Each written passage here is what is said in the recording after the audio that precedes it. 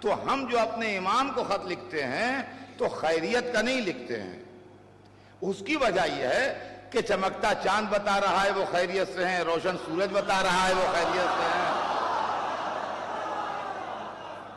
ٹھہری بھی زمین بتا رہی ہے وہ خیریت سے ہیں، ہماری چلتی بھی سانسیں بتا رہی ہیں کہ وہ خیریت سے ہیں. تو خیریت تو ہمیں مظاہر کائنات دیکھ کے معلوم ہو گئی کہ خیریت سے ہیں. اب ہماری کچھ ضرورتیں ہیں جو ہم لکھتے ہیں تو تمناؤں کی صورتوں میں عریضے جاتے ہیں، مرادوں کی صورتوں میں جواب آتے ہیں. سنا آپ کے امام زندہ ہیں.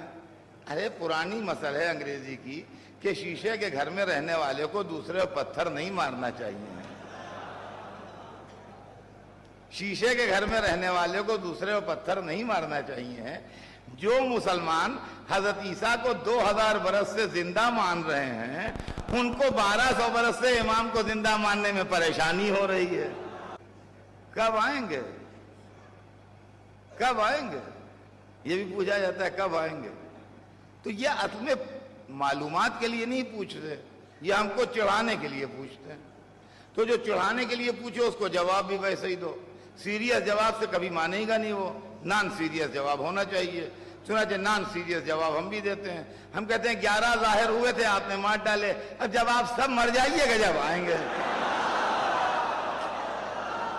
کہیں گے سنا آپ پانی میں ڈال دیتے ہیں عریضہ اپنا. ہم نے کہا ہاں وہ صاحب آئے تطہیر ہیں تو دریا سمندر یہی سفیر بنتے ہیں، پانی میں ڈال دیتے ہیں. تو پانی میں ڈالتے ہیں تو پہنچتا ہے ان کو. ارے ہم نے کہا اتنا نہ بوکھلائیے گھبراہٹ میں کہ قرآن بھول جائیے. موسیٰ کی ماں سے پوچھئے جسے دریا میں ڈالا تھا خیریت سے پایا کہ نہیں پایا.